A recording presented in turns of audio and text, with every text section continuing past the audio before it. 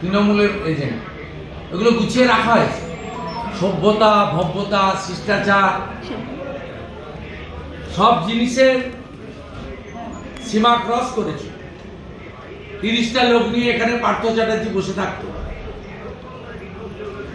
সেখানে কখনো 235টা এমএলএ রাখা বামের লোকেরাই জিনিস করে। শুভেন্দু বাবু, যারা আপনাকে এতক্ষণ ধরে বিধানসভায় আটকাচ্ছিল, যে সিকিউরিটিরা, তারা এই মুহূর্তে রেখেছিল তারা এই মুহূর্তে স্পিকারের ব্যাকে তারা অসুস্থ হয়ে পড়েছে, হাতেই ব্যান্ডেজ দেখা যাচ্ছে, অনেকের হাতেই ব্যান্ডেজ। তারা বলছে তারা আহত, তারা আহত। ওখানে প্রথমে আমি যখন ভাঙা জিনিসপত্রগুলো দিই, তখন স্পিকার ঘোষণা করলেন যে মাইক ভেঙেছে যারা বিজেপির এমএলএ, তাদের বিরুদ্ধে আমি ব্যবস্থা নেব।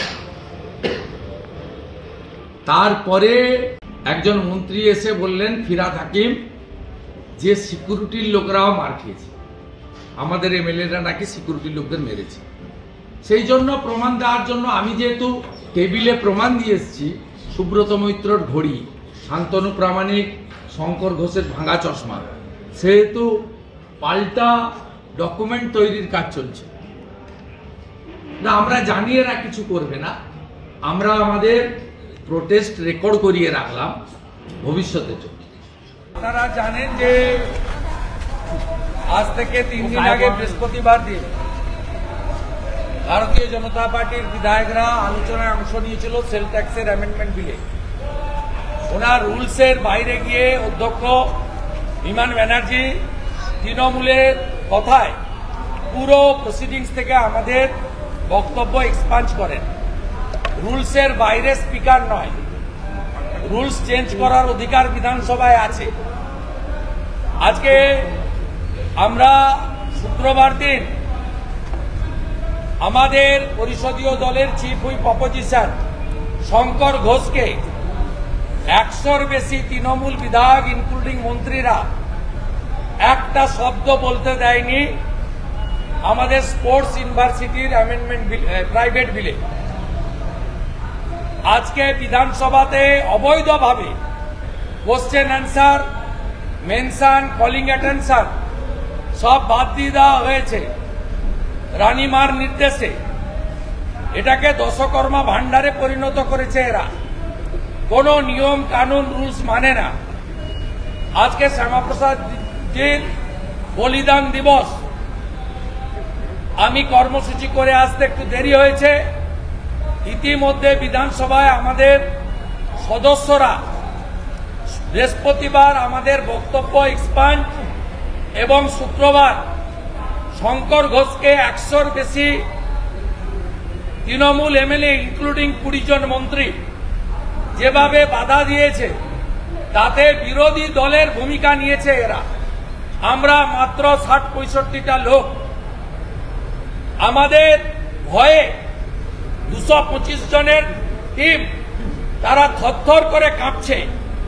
আমাদের মেম্বারদের এক্সপাঞ্জ নয়, স্পিকারের অঙ্গুলি হেলনে তাকে বক্তব্য রাখতে দেয়নি। ন্যাচারালি আমরা ডেমোক্রেটিক ওয়েতে প্রতিবাদ করেছি। 15-20 মিনিট প্রতিবাদের পরে আমরা ওয়াকআউট করে চলে আসি, বাইরে এসে বিক্ষোভ করি।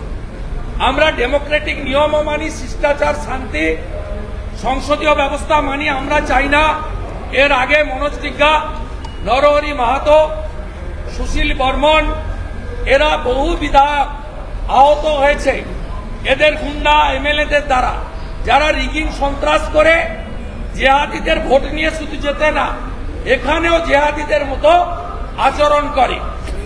এরপরে স্পিকার পরিকল্পনা মাফিক তার বারুইপুর থেকে আনা সিকিউরিটির নাম করে যে ক্যাডারগুলো আছে, তৃণমূলের ক্যাডারদের দিয়ে আমাদের এমএলএদের উপর আক্রমণ করেছে।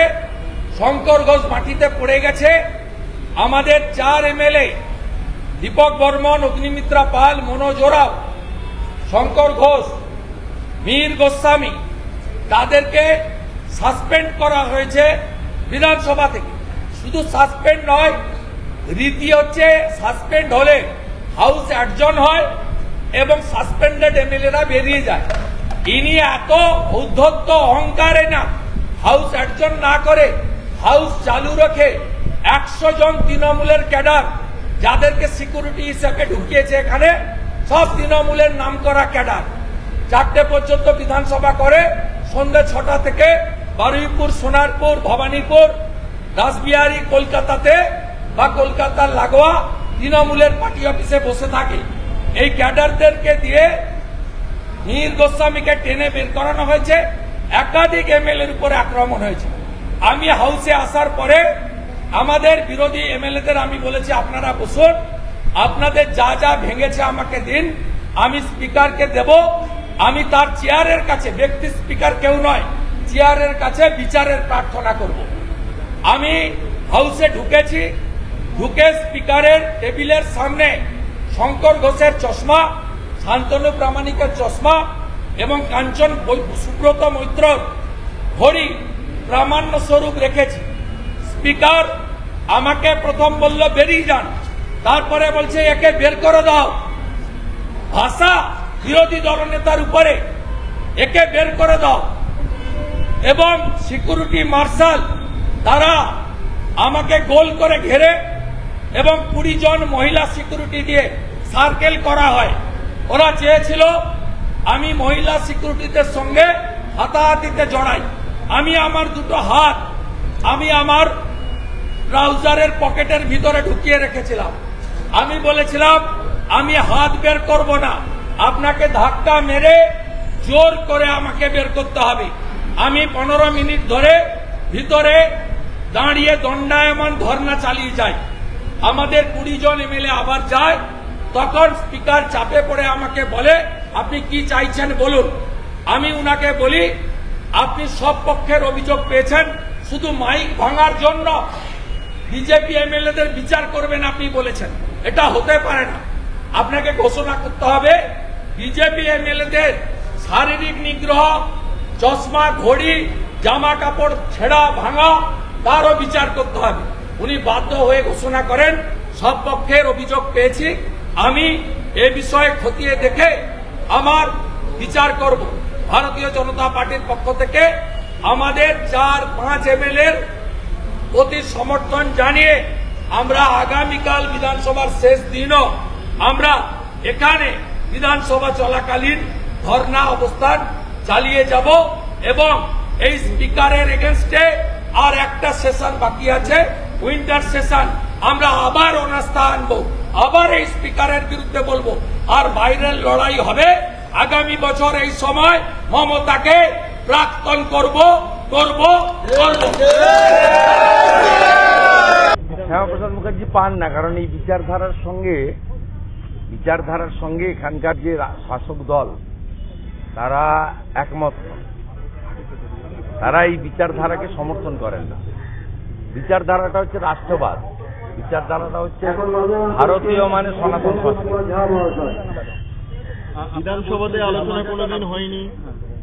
1947-এর 20 জুনকে স্বীকৃতি দিল না, বরঞ্চ ক্ষমতার জোরে বিধানসভার সংখ্যাগরিষ্ঠতার জোরে 1 বৈশাখকে পশ্চিমবঙ্গ দিবস করছে। 1 বৈশাখটাকে তো আনন্দ দিবস করা যেতে পারে। বাঙালি হিসেবে 1 বৈশাখকে যদি আমরা আনন্দ দিবস করে 47-এর যে ইতিহাস নথি তাকে স্বীকার করলে ক্ষতিকার। মমতা বন্দ্যোপাধ্যায় বা তার ভাইপো ভাবছেন চিরদিন থাকবেন, এটা যোগেন মণ্ডলও ভেবেছিলেন। উনি বলতেন ভাবতে থাকুন, এখন আমরা 65, ওরা 35, যেদিন ওরা 50 পেরিয়ে যাবে সেদিন দেখবেন যোগেন মণ্ডলের মতো অবস্থা মমতা ব্যানার্জি তার ভাইপো। একটা বিষয় সরকারিভাবে বলিদান দিবস হিসেবে পালন করা যাবে। হ্যাঁ, 70% হিন্দু এক হলে তো তাই হবে। 54% হিন্দু বিজেপিকে ভোট দেয়, 70% হিন্দু ভোট দিলেই সরকার হবে। এই যে 2 রাউন্ডের পরে যা পেয়েছি, তো মুসলিম এলাকা গণনা হচ্ছে, তার মধ্যে যে কটা হিন্দু বুথ বেরিয়েছে কালীগঞ্জে 80% ভোট ভারতীয় জনতা পার্টিকে দিয়েছে। যে কটা বুথ আমরা তো ওখানে জিতবো না, ওরা জিতবে। 1,55,000 মুসলিম ভোট আছে।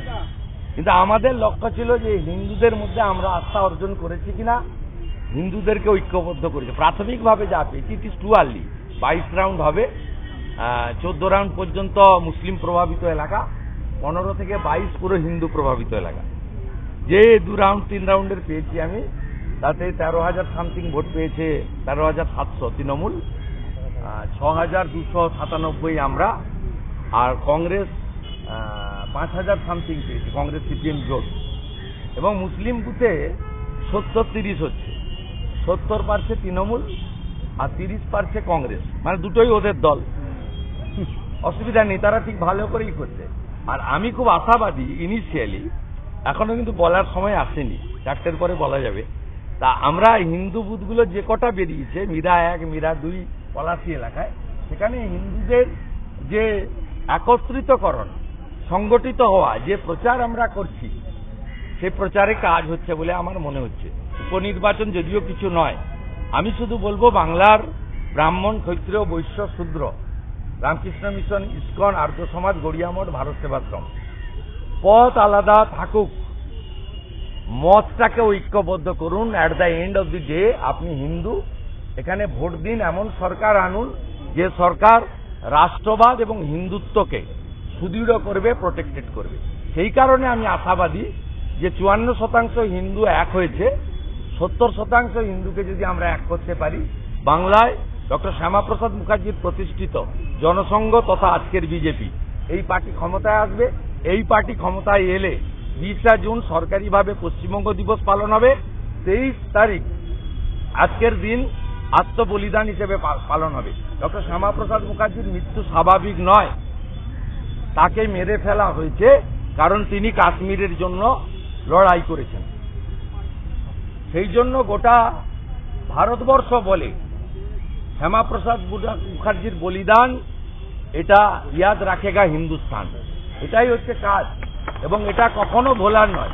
উনি আওয়াজ তুলেছিলেন এক দেশ, এক বিধান, এক নিশান, এক প্রধান। একটা দেশে দুটো পতাকা থাকতে পারে না। কংগ্রেস করেছিল শ্রীনগরে একটা পতাকা, দিল্লিতে একটা পতাকা। কংগ্রেস করেছিল শ্রীনগরে একটা আইন, দিল্লিতে একটা আইন। এই জিনিস চলতে পারে না। মোদিজি সেটা করে দেখিয়েছেন 370-35 বাতিল করে। বাকি কাজটা বাঙালি হিন্দুদের হাতে। যদি আপনাদের অবস্থা বাংলাদেশের হিন্দুদের মতো করতে না চান, 26-এ আপনারা ডক্টর শ্যামাপ্রসাদ মুখার্জির পার্টিকে আনুন। আমরা কথা দিচ্ছি 5 বছরের টেস্ট, বিগত আপনাদের এতদিনের টেস্টের থেকে ভিন্ন টেস্ট আপনারা পাবেন। রথযাত্রার দিনে আপনারা আপনাদের মধ্যে বিভিন্ন জায়গায় অনুষ্ঠান করতে রাজনৈতিকভাবে স্বতঃস্ফূর্তভাবে তৃণমূল কর্তৃক বলতে এখানে দুর্গাপুজো হয়, সরস্বতী পুজো, রথযাত্রা হয়, আলাদা করে এটাকে রাজনীতি করার কি দরকার? হিন্দু ঐক্যবদ্ধ হবে তো, এই হিন্দুদের প্রোগ্রাম।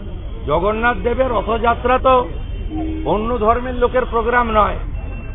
আপনি হালাল পেড়া গজা খাওয়াচ্ছেন, কেউ খাবেন না, নিবেন খাবেন, হালাল গজা পেড়া খাবেন না। যদি হিন্দু হন হালাল পেড়া গজা খাবেন না।